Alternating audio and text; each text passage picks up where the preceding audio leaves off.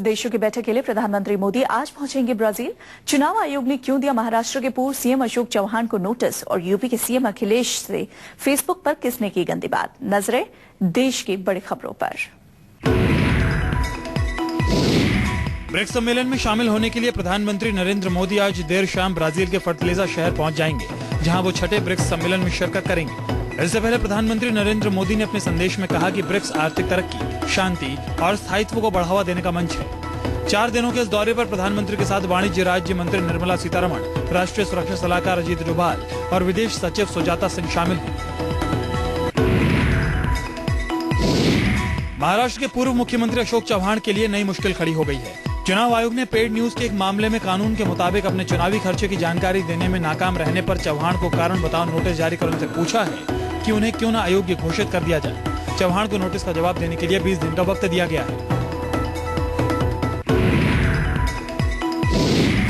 उत्तर प्रदेश के मुख्यमंत्री अखिलेश यादव के नाम से फेसबुक पर गाली देने का मामला सामने आया है। पुलिस ने आरोपी के खिलाफ मामला दर्ज कर अपनी कार्रवाई शुरू कर दी है।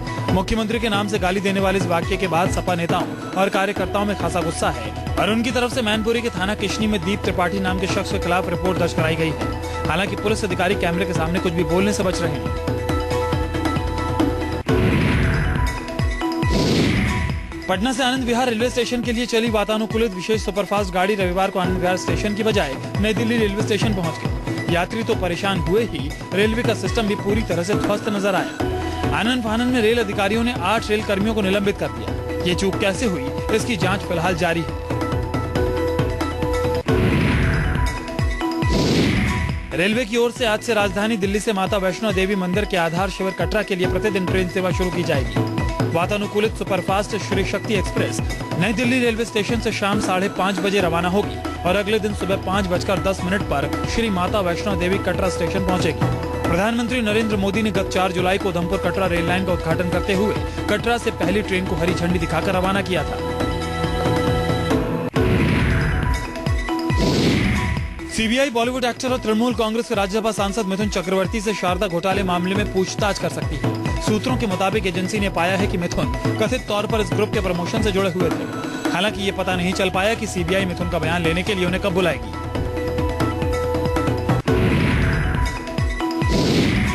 पूर्व भारतीय क्रिकेटर विनोद कांबली और उनकी पत्नी को मुंबई के डोंबिवली सिटी कोऑपरेटिव बैंक ने डिफॉल्टर घोषित किया है। बैंक ने ऐसा कांबली द्वारा कथित तौर पर देनदारी न चुकाने के कारण किया है। बैंक ने इस सिलसिले में एक विज्ञापन भी स्थानीय अखबारों में छपवाया है। विज्ञापन में दावा किया गया है कि डोंबिवली सिटी कोऑपरेटिव बैंक ने विनोद और उनकी पत्नी एंड्रिया को जो लोन दिया था, दोनों ने उसकी किश्तें नहीं चुकाई है। विज्ञापन के मुताबिक कांबली और उनकी पत्नी लापता हैं।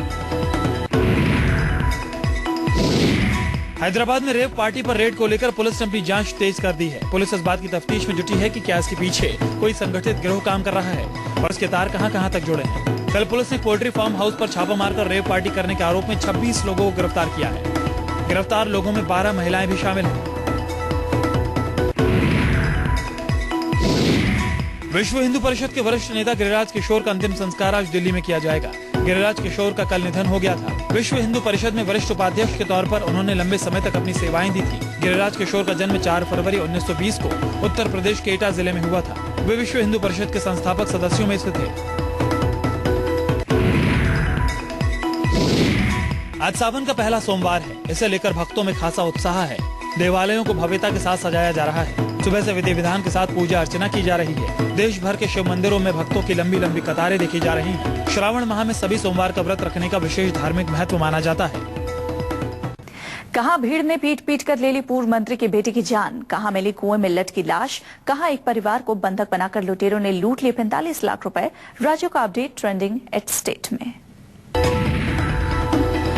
बिहार सरकार के पूर्व पशुपालन मंत्री रामाश्रय सहनी के बेटे राजीव सहनी की ग्रामीणों ने पीट कर हत्या कर दी। आरोप है कि एक पिकअप वैन चोरी करने की कोशिश कर रहा था कि तभी ग्रामीणों ने उसे देख लिया और पीट कर उसकी हत्या कर दी। घटना समस्तीपुर जिले के दलसिंहसराय थाना क्षेत्र के असींचक गांव में रविवार तड़के हुई। पूर्व मंत्री के बेटे पर पहले भी कई वाहनों की चोरी के मामले दर्ज थे। उदयपुर अहमदाबाद नेशनल हाईवे 8 पर काया गांव के पास एक पेट्रोल पंप को निशाना बनाने आए 4 लुटेरों ने पेट्रोल पंप कर्मियों की जमकर हाथापाई हुई। दरअसल गोवर्धन विलास थाना इलाके में इंडियन ऑयल पेट्रोल पंप पर शनिवार रात करीब 2 बजे 4 हथियारबंद लुटेरों ने धावा बोल दिया। लेकिन लुटेरों की भनक लगते ही पेट्रोल पंप पर मौजूद 3 कर्मचारी लुटेरों से भिड़ गए, जिसकी वजह से लुटेरों को भागना पड़ा। लेकिन लुटेरों ने भागने से पहले 2 कर्मचारियों पर फायर कर दिया, जिसमें से एक के पेट में और दूसरे के पांव में गोली लगी। आरजेडी प्रमुख लालू प्रसाद यादव आज रांची की सीबीआई कोर्ट में साल 1990 के चारा घोटाले में अपना बयान दर्ज करवाएंगे। अविभाजित बिहार की देवगढ़ ट्रेजरी से अवैध रूप से 96 लाख रुपयों की निकासी के मामले में लालू प्रसाद यादव का बयान सीबीआई कोर्ट की जज ए.के. राय की अदालत में दर्ज होगा। बदायूं एक बार फिर से एक महिला की हत्या से चर्चा में है। रविवार को एक महिला की हत्या के बाद शव कुएं में लटकते मिलने से सनसनी फैल गई। बताया जा रहा है कि पहचान छिपाने के लिए मृतका का चेहरा तेजाब से जला दिया गया था। घटना बदायूं के थाना ओहेती के रघुनाथपुर रोड स्थित गांव मेवली की है। रविवार को कुछ ग्रामीण खेतों में काम करने के लिए जा रहे थे। इसी दौरान उन्होंने देखा कि कुएं में महिला का शव लटका पड़ा है। कानपुर के थाना फील खाना क्षेत्र में एक साड़ी के शोरूम में आग लगने से रविवार देर शाम अफरा तफरी मच गई। आग की सूचना मिलने पर दमकल की 6 गाड़ियां मौके पर पहुंची और आग को काबू करने में जुट गईं। घंटों की मशक्कत के बाद दमकल विभाग ने आग पर काबू पाया, लेकिन जब दमकल कर्मचारी दुकान में घुसे तो उनके होश उड़ गए। दुकान में जंजीर से बंधा जला हुआ शव पड़ा था। पुलिस ने शव को कब्जे में लेकर पोस्टमार्टम के लिए भेज दिया है। मानसून की बेरुखी से नाराज किसानों का धैर्य टूटता जा रहा है। सूखे की आशंका से परेशान किसान के एक बार फिर से आत्महत्या की खबरें आ रही हैं। ताजा मामला महाराष्ट्र के विदर्भ के चंद्रपुर और अमरावती जिले का है। यहाँ सूखे के डर और कर्ज अदायगी की चिंता से पहले 3 दिनों में 3 किसानों ने मौत को गले लगा लिया। वहीं तेलंगाना के मेढक जिले में भी 3 किसानों की खुदकुशी की खबरें आ रही हैं। उत्तर प्रदेश के गाजियाबाद में लगातार बिजली कटौती से लोग बेहाल हैं। बिजली कटौती हर इलाके में करीब 12 घंटे हो रही है। इन्वर्टर चार्ज नहीं होते। इसी वजह से लोग घरों से बाहर पेड़ के नीचे आकर बैठ रहे हैं। लोगों का आरोप है कि बीजेपी को वोट देने के चलते उनके साथ भेदभाव हो रहा है। राजस्थान की मुख्यमंत्री वसुंधरा राजे वित्तीय वर्ष 2014-2015 का बजट विधानसभा में आज पेश करेंगी। राज्य में भारी बहुमत पाकर सत्ता में आई बीजेपी सरकार का यह पहला संपूर्ण बजट है, जिससे लोगों को अपार उम्मीदें हैं। राज्य में निवेश बढ़ाने, कमजोर मानसून से निपटने, विकास दर बढ़ाने, रोजगार में वृद्धि जैसी कई चुनौतियां हैं, तो पेट्रोलियम रिफाइनरी, सौर ऊर्जा, गैस, खनिज और पर्यटन जैसे क्षेत्रों में आशाएं भी खूब हैं।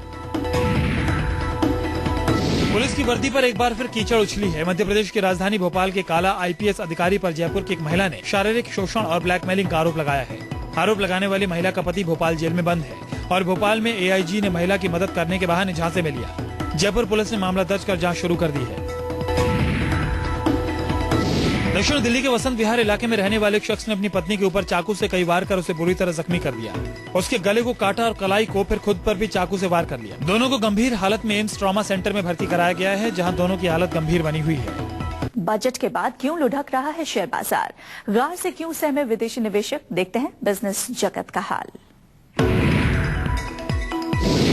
अच्छे दिन आने के नारों से उत्साहित शेयर बाजार को सुधारों की कमी से जूझ रहे बजट से करारा झटका दिया है। 16 मई को बीजेपी की बड़ी जीत के बाद दलाल स्ट्रीट पर चर्चाएं गर्म थीं कि बजट में सरकार कठोर निर्णय लेकर बाजार को तेजी का टॉनिक देगी। लेकिन बजट से नदारद रहे बड़े सुधारों की वजह से शेयर बाजार में 15 महीने की सबसे बड़ी साप्ताहिक गिरावट देखने को मिली। जिस समस्या को 2 साल के लिए यूपीए सरकार ने टाल दिया था, वही अब मोदी सरकार के गले में फंस गया है। सरकार ने जनरल एंटी अवॉइडेंस रूल्स यानी गार को 1 अप्रैल 2015 से लागू करने की बात कह दी है। इसे यूपीए सरकार ने 2016 तक के लिए टाल दिया था। मोदी सरकार की मुसीबत ये है कि वो कर प्रणाली में पारदर्शिता लाने और दुनिया भर के देशों से टैक्स चोरी की जानकारी बांटने के लिए समझौते कर चुकी है। ऐसे में विदेशी निवेशक इससे खफा होकर अपना निवेश बाहर निकालने के बारे में सोच सकते हैं।